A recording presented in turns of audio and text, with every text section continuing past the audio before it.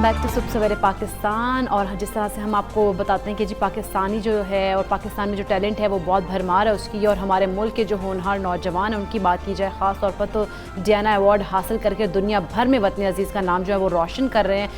उन्हीं दर्द दिल रखने वाले तालिब इल्मों में सखर की आयशा शेख भी शामिल है, जिन्हें कोरोना वबा के दौरान तालीम और फंड रेजिंग पर अवार्ड से नवाजा गया। अच्छा, वबा के दिनों में आयशा ने आवाम को राशन भी मुहैया किया था। हम उनकी इस इमदाद का तरीक़ाकार जो था ना वो काफ़ी मुख्तलिफ था। हम आमतौर पर जो तरीका देखते हैं वो तो हम सबको पता है, लेकिन इन्होंने क्या किया, इन्होंने इमदाद के साथ उन लोगों को कुछ हुनर सिखाया ताकि आइंदा माँ से वो ख़ुद कुछ कमा सकें, ख़ुद कुछ खा सकें, मोहताजी के बग़ैर ख़ुद कमा सकें। तो ये एक बहुत अच्छा आइडिया है कि आप उनको कोई ऐसी स्किल दे दें कि वो खुद से कमा सकें और वो दूसरों की तरफ ना देखते रहें कि कोई आएगा राशन लेकर आएगा हमारी मदद करेगा। बिल्कुल ऐसे वो किसी और पर डिपेंड नहीं करते। आयशा जो है वो इस अवार्ड को अपने वालिद से मंसूब करती हैं क्योंकि बकौल उनकी सरपरस्ती के बगैर ये सब जो है वो मुमकिन नहीं था उनके लिए, और उन्होंने कहा कि उन्हें इस बात का दुख है कि वो इस अवार्ड को वसूल करने के लिए तकरीब में बराह रास्त शरीक नहीं हो सके। वर्चुअली ये जो है शिरकत करना पड़ी है। खैर, पाकिस्तानी जो बच्चे हैं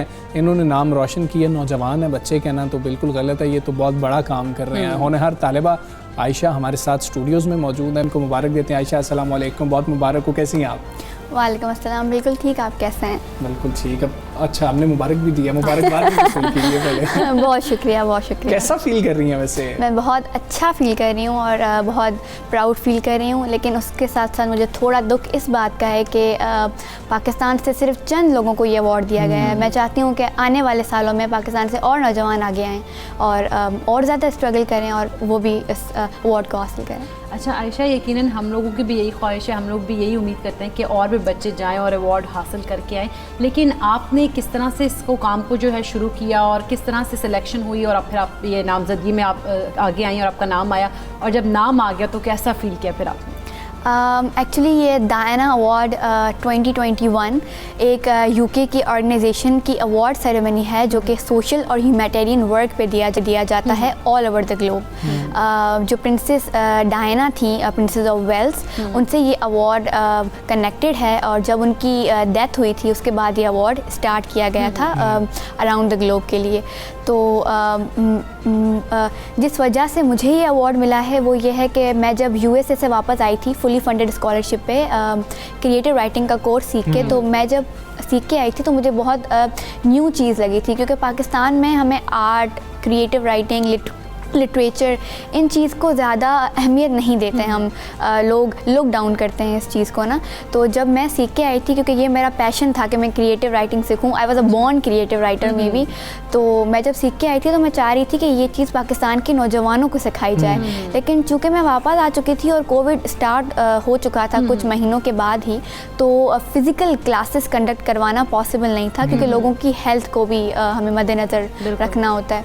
तो मैंने वर्चुअल क्लासेस शुरू करवाई, लेकिन उसके साथ साथ जब मैंने ट्वीट्स देखे cancel exams, online classes are not effective, तो मुझे एक ये भी आइडिया आया कि मैं कुछ इस तरह से कर देती हूँ कि यही स्टूडेंट्स अपने घर बैठे कुछ अर्न भी कर लें, स्किल भी सीख लें और उसको फिर इंजॉय भी करें। तो creative writing, digital marketing, leadership and freelancing skills को मिला के एक कोर्स क्रिएट किया जिसमें बैचेस में स्टूडेंट्स को 550 स्टूडेंट्स को ये कोर्स करवाया था मैंने, जिससे वो अर्न भी कर सकें, इंडिपेंडेंट भी हो जाएं और इस चीज़ को एंजॉय भी करें कि जो चीज़ पाकिस्तान में इतनी आम नहीं है उसे और ज़्यादा प्रमोट किया जाए, जैसे कि क्रिएटिव राइटिंग। अच्छा ठीक है, ये आपने कोर्स खुद से डिज़ाइन किया और अकेले ही आप क्लासेस देती रही?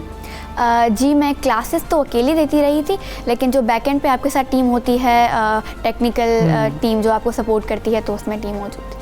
अच्छा, क्या बात है। तो वो टीम का कितना किरदार आप इसमें देखती हैं? अभी भी उस टीम के साथ हैं? अभी भी कोई नए कोर्सेज़ हैं जो आयशा लेके आ रही हैं? बिल्कुल, टीम तो हमेशा साथ रहती है। उस टीम का भी कंप्लीट ही पार्ट है इसमें, क्योंकि अगर वो बैक एंड पे चीज़ें ना देखते कि किस तरह से ऐप वर्क कर रहा है, ऐप वर्क नहीं कर रहा, तो मेरे लिए ज़्यादा मुश्किल हो जाती। जी बिल्कुल, टीम के साथ अभी भी साथ हूँ और आने वाले दिनों में और ज़्यादा कुछ नया लेकर आएंगे आप सबके लिए। अच्छा, ज़बरदस्त। अच्छा, जिस तरह से इतनी छोटी सी उम्र में हम कहेंगे, वैसे आप लग भी छोटी सी रही हैं, प्यारी सी रही हैं, मुझे तो बहुत ही छोटी सी लग रही है, लेकिन इतना बड़ा जो आपने काम किया है इसके पीछे सपोर्ट कितनी ज़्यादा मैटर करती है, कितनी सपोर्ट आपको मिली घर वालों की तरफ से, फैमिली की तरफ से, फ्रेंड्स की तरफ से?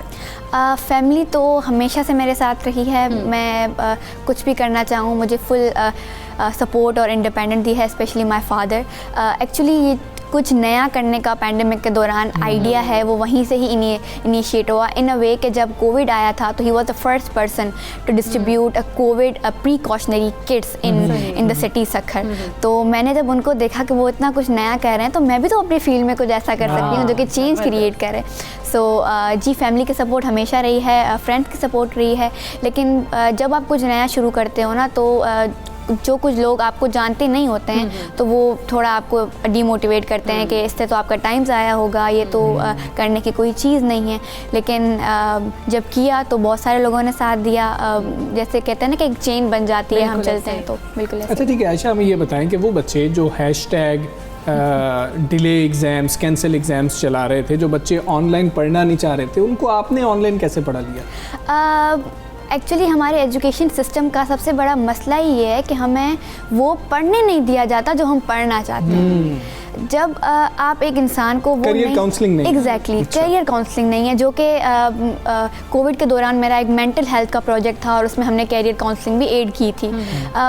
जब आपको वो नहीं पढ़ने दिया जाता कि जो आपको पढ़ना है ना, तो आप बोर हो जाते हो, और जिस चीज़ को आपका दिल और दिमाग नहीं एक्सेप्ट कर रहा तो फिर हम यही कहेंगे ना, हैशटैग कैंसिल एग्जाम। अच्छा, ये जो अब आपने एक फ्रीलांसर्स की आर्मी जो है एक बना दी है, ये कैसे कमा सकते हैं, किधर जा सकते हैं? और अगर बाकी बच्चे वो देखें कि आयशा ने इतना अच्छा काम किया, इतना अच्छा अवार्ड भी इनको मिल गया, हम भी हिस्सा बनना चाहते हैं, तो उनको क्या बताएंगे, कैसे वो हिस्सा बन सकते हैं आपके उस प्रोग्राम का, और उनको फ़ायदा क्या होगा? क्या उनको फाइवर पे जाना पड़ेगा, अपवर्क पे जाना पड़ेगा, किस तरह से काम करेंगे? अच्छा, बेसिकली हम स्किल्स सिखाते हैं। हम उनको सिखाते हैं कि एक पर्टिकुलर स्किल पे क्या वर्क होता है, उसके क्या टेक्निकलिटीज़ होती हैं, और ये जो प्लेटफॉर्म्स हैं जैसे फाइवर हो गया, आपके पास अपवर्क हो गया, इन प्लेटफॉर्म्स को यूज़ करने के भी कुछ वेज़ हैं। अच्छा। ऐसे ही कोई भी अगर अकाउंट बना देता है तो चीज़ें मुश्किल होती हैं, इसको भी यूज़ करने के कुछ वेज़ हैं ना, तो हम वो वेज़ सिखाते हैं। गुर सिखाते हैं जी। अच्छा। और बाकी वो आगे खुद करेंगे। अच्छा जी, ज़बरदस्त। अच्छा, फ्यूचर प्लान्स क्या आपके? मज़ीद क्या कुछ करना चाहती हैं? क्या क्रिएटिव राइटिंग को लेके आगे चलना चाहती हैं? जी, फ्यूचर प्लान्स काफ़ी ज़्यादा नेक हैं, और आई रियली वांट कि पाकिस्तान में वो चीज़ें आम हो जाएं जो कि पूरे वर्ल्ड में बहुत ज़्यादा अच्छी समझी जाती हैं, टॉप लेवल स्किल्स समझी जाती हैं। हमारे पास चूँकि करियर काउंसलिंग नहीं है तो डॉक्टर और इंजीनियर को ही एक पहला दिया जाता है कि आपने यही बनना है। जब डॉक्टर और इंजीनियर बनना बहुत अच्छी बात है, डॉक्टर्स हमारे बहुत अच्छे काम कर रहे हैं, इंजीनियर्स हमारे बहुत अच्छे काम कर रहे हैं, लेकिन एक इंसान के पास जब चॉइस नहीं है और फिर अगर वो डॉक्टर और इंजीनियर बन रहा है तो ये थोड़ा मसले की बात है कि वो फिर अपने प्रोफेशन में उस तरह से परफॉर्म नहीं कर पाएंगे जिस तरह से वो लोग कर पाएंगे जो कि मर्ज़ी से उस प्रोफेशन में आए होंगे। तो काफ़ी ज़्यादा कैरियर काउंसलिंग की तरफ मेरा रुझान है कि इसको थोड़ा आम किया जाए कि जब आपको पता है कि इतने सारे कैरियर्स हैं हमारे पास तो उसमें से आप खुद चूज़ करें। अच्छा ठीक है, आप छोटी सी उम्र में स्कॉलरशिप लेके उधर से पढ़ के वापस आ गए और फिर आपको ये अवार्ड भी मिला। हमारे बच्चे स्कॉलरशिप्स के लिए अप्लाई करना चाहते हैं, हमारे बच्चों को पता ही नहीं होता कि अप्लाई कैसे करना है, कैसे हम जा सकते हैं। वो समझते हैं कि हमें तो शायद स्कॉलरशिप मिल ही नहीं सकता। तो क्या स्कॉलरशिप मिलना, पहले तो ये बताएं, बहुत मुश्किल है? और अगर बहुत मुश्किल है या इसके भी कुछ गुर हैं, इसकी भी कुछ टेक्निक्स हैं? अच्छा, अगर हमें लगता है कि स्कॉलरशिप्स मिलना मुश्किल है तो बिल्कुल मुश्किल है। अगर आपको लगता है कि स्कॉलरशिप मिलना आसान है और आप कर सकते हैं तो आप कर सकते हैं। This is just a mind game. अच्छा। आप अगर कुछ समझते हैं कि आप ये काम कर सकते हैं तो आप डेफिनेटली कर सकते हैं, लेकिन आपने अगर स्टार्ट ही ये सोच के किया था कि फॉर्म तो फिल कर देते हैं लेकिन पता है होगा नहीं, तो फिर नहीं होगा। अच्छा। चलो, ये भी गुर जो है आप लोग अगर सीखना चाहते हैं तो आयशा आपको ये गुर सिखाने के लिए तैयार है। आयशा, एक दफ़ा फिर आपको बहुत मुबारक हो, बहुत शुक्रिया, आप सबसे पहले पाकिस्तान का हिस्सा बनी और ये पाकिस्तान का टैलेंट है। और से आते ही आयशा ने ये बात कही ना इकरा कि मुझे अफसोस है कि बहुत कम लोगों को ये अवार्ड मिला है। तो पाकिस्तान में टैलेंट की तो कमी नहीं है और ये बड़ी अच्छी बात है कि जिस टैलेंट को ये अवार्ड मिल रहा है, की सोच बहुत अच्छी है। कि जी कि जिसको ये अवार्ड मिल रहा है वो कह रहा है कि और भी बहुत से लोग हैं जो इसके अहल हैं। खैर, ये बड़ी अच्छी बात है कि पाकिस्तानी बच्चे जो हैं वो बड़े होनहार हैं और वो काम कर रहे हैं और फिर वापस आके स्कॉलरशिप्स लेके दूसरों को भी वो स्किल सिखा रहे हैं। बिल्कुल ऐसा ही है। हम आगे बढ़ेंगे और बात करेंगे पाकिस्तानियों के पसंदीदा खेल क्रिकेट की। 8 जुलाई को कार्डिफ में पाकिस्तान और इंग्लैंड के दरमियान पहले वनडे का मैदान सजेगा। बिल्कुल, दुनिया क्रिकेट की दो बड़ी टीम्स जो हैं आमने सामने होंगी, उनके दरमियान सनसनीखेज मुकाबला देखने को मिलेगा। और शाहीनों ने 3 वनडे मैचेस की सीरीज़ में पेस बैटरी से इंग्लैंड की बैटिंग लाइन फ्यूज़ करने की मनसूबाबंदी भी बना लिया। हमजा, अच्छा, जो पेस बैटरी की जो बात हो रही है, शाहीन अफरीदी की बात कर लें, हम हारिस रऊफ़ की बात कर लें, फ़हीम अशरफ की बात कर लें, हसनैन की बात कर लें, तेज़ बॉलिंग से पाकिस्तानी टीम फ़ायदा उठा सकती है। और हम देखें तो हारिस सुहेल के हवाले से खबरें कुछ अच्छी नहीं आ रही, फिटनेस मसाइल से वो जो है ना उनको करना पड़ा है उनका सामना। और इसके अलावा अगर बात की जाए एक रोज़ा मैच में सोहेब मकसूद को मिडल ऑर्डर में मौका मिल सकता है। और उधर अगर साबिक कप्तान वसीम अकरम की बात करें तो उन्होंने बाबर आजम को मशवरा दिया है कि उन्हें डॉट बॉल औसतन को उसको बेहतर जो है बनाना पड़ेगा। और उन्होंने ये भी कहा है कि बाबर को चाहिए कि ऐसे गेम प्लान बनाया जाए कि गेंदें ज़ाया ना करें। अच्छा, ख़ास तौर पर उन्होंने पावर प्ले की बात की है कि तेज़ी से इसमें रन्स बनाए जाएँ जिसमें उनका अच्छा रिकॉर्ड नहीं है। तो वसीम अकरम ने ये मशवरा दिया है। बाबर पर ये तनकीद भी बहुत ज़्यादा होती है। और दूसरी तरफ बॉलिंग कोच की बात कर ली जाए, वकार यूनुस साहब और फास्ट बॉलर मोहम्मद आमिर के दरमियान जो लफ्ज़ी जंग है वो ख़त्म होने का नाम नहीं ले रही है। वकार यूनुस ने एक बार फिर आमिर को तनकीद का निशाना बनाया। उन्होंने कहा है कि आमिर अपनी कारकर्दगी से सिलेक्टर्स को मुतासिर करेगा तो कौमी टीम के दरवाजे उसके लिए खुले हुए। बिल्कुल, और अगर आमिर जो है सिलेक्टर्स को मुतासिर नहीं करेगा तो कैसे खेल खेलेगा फिर। खैर, इसी सारे मामले पर हम बात कर लेते हैं। सीनियर स्पोर्ट्स तज्ज़ियाकार राजपूत साहब हमारे साथ मौजूद हैं। अस्सलाम वालेकुम, गुड मॉर्निंग। नसीम राजपूत साहब, दौरा इंग्लैंड की अगर बात कर ली जाए तो कौमी टीम से कैसी तवक्कुआत है, कैसी कारकर्दगी की आपको तवक्कुआत है? और बैटिंग लाइन की बात की जाए, मिडल ऑर्डर की बात की जाए तो क्या पूरा उतर पाएंगे तवक्कुआत पर? इकरा, गुड मॉर्निंग। वाकई में अगर हम देखते हैं तो फिर सबसे बड़ा सवाल यही है कि हमारी मिडिल ऑर्डर बैटिंग क्या होगी। अभी आपने जैसे अभी हमजा ने बात की थी कि दो बड़ी क्रिकेटिंग नेशंस जो है वो पार्टिसिपेट कर रही हैं। दो बड़ी क्रिकेटिंग नेशंस का इस वक्त सबसे बड़ा फर्क ये है, एक का कॉम्बिनेशन सेटल है, दूसरी का कॉम्बिनेशन सेटल नहीं है। देखें, जिस तरह अभी आप बात कर रहे थे कि ये ओडीआई क्रिकेट है स्टार्ट के अंदर, तो शायद जो वसीम अकरम ने बात की थी T20 क्रिकेट में स्ट्राइक बेहतर होना चाहिए बाबर का, तो यहाँ इतना प्रॉब्लम नहीं होगा। लेकिन हम अपने किस बैट्समैन को किस नंबर पे खिलाएंगे? हारिस सुहेल का हम सुन रहे थे कि हारिस सुहेल को मौका दिया जाएगा, लेकिन हारिस सुहेल अनफिट हो गए। अब अगर बाबर और फखर ही बाबर आजम के साथ बाबर आजम और रिजवान ओपन करते हैं तो फिर उस सूरत में फखर 3 नंबर पे बैटिंग करते हुए दिखाई दे रहे हैं, क्योंकि कहीं ना कहीं इन्हें एक्सपीरियंस डालना होगा। उसके अलावा अगर आप देखते हैं तो सऊद शकील, हैदर अली, सलमान अली आगा, आप किनके साथ जाएंगे बैटिंग के लिए? ये सबसे बड़ा आपके साथ क्वेश्चन मौजूद है। दूसरी जानिब आपके पास शादाब मौजूद है, आपके पास फ़हीम अशरफ मौजूद है, दरमियान में मिडिल ऑर्डर में बैटिंग कर लेते हैं। ऐसे में अहमद वसीम को अगर आप ओडीआई में भी साथ में रखते तो एक ऑप्शन आपके पास ऑलराउंडर का और मजबूत हो जाता। अगर आप ये देखते कि हमारी बैटिंग मिडिल ऑर्डर में कमजोर पड़ रही है, क्योंकि इंग्लैंड की कंडीशन आसान नहीं होगी, इंग्लैंड की कंडीशन खासी डिफिकल्ट होगी और पाकिस्तान बड़े अरसे के बाद कोई टफ सीरीज खेलने के लिए जा रहा है। और यहाँ पर हमारी तैयारियां एग्जैक्टली हैं किस जगह पर। हमारी जिनके बारे में अभी हमजा ने भी बात की थी कि उनपे बहुत क्रिटिसाइज होता है बाबर आजम पे कि आप जितनी डॉट बॉल्स करते हैं, तो हमारी प्रिपरेशन का सही मायनों में यहाँ पता चलेगा इकरा के हम एग्जैक्टली किस जगह पे खड़े।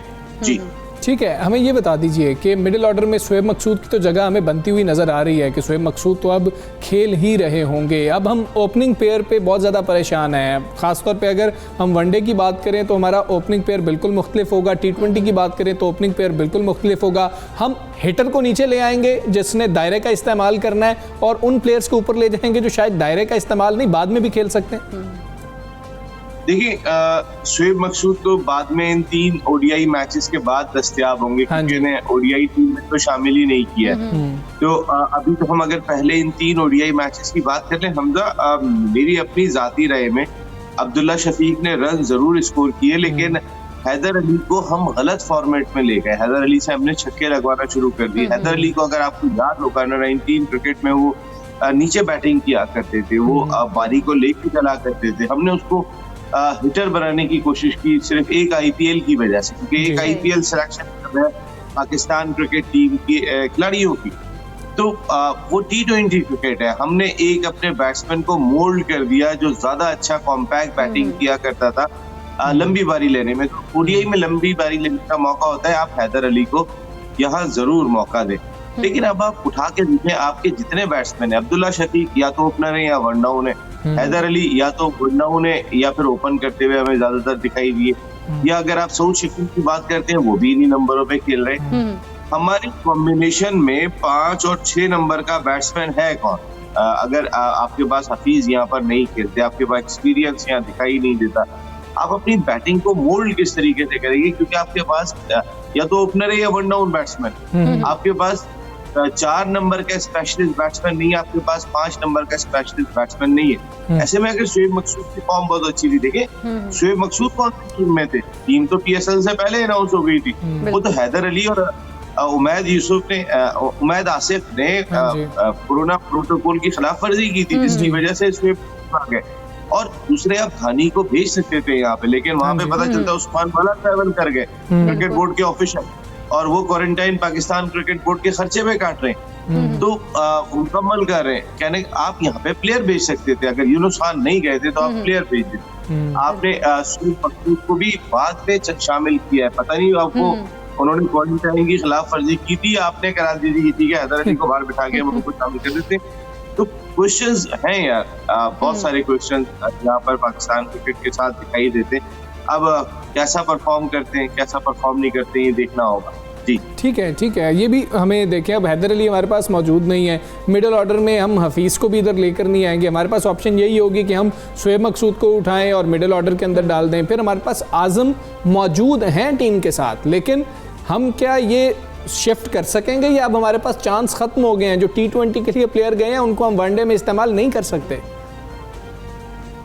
देखिए, सारे प्लेयर आपके पास वहां पर मौजूद हैं, प्लेइंग 11 आपने खिलानी है, आप ने अपने दिमाग बनाए हुए होते हैं। आपको याद होगा हमजा, हम बहुत बात की थी मॉर्निंग शो में आपके साथ कि जब आपके पास साउथ अफ्रीका में हफीज मौजूद थे तो आपने क्यों नहीं खिलाया? और हफीज खुद कह रहे हैं कि मैं वाइट बॉल क्रिकेट खेलने के लिए तैयार हूँ, लेकिन चूंकि आपने एक जहन बनाया भाई, जैसे आप T20 के खिलाड़ी हो, आप वनडे के खिलाड़ी हो, आप जो है वो टेस्ट के क्रिकेटर हो, आपने इस दिमाग से थोड़ी सी जान छुड़ानी होगी। बहुत सारे प्लेयर ऐसे होते हैं जो तीनों फॉर्मेट के लिए मौजूद होते हैं और उन्हें खिलाना पड़ता है। हसन अली को, शाहीन शाह अफरीदी को, बाबर आजम को, रिजवान को आप तीनों फॉर्मेट से अलग नहीं कर सकते।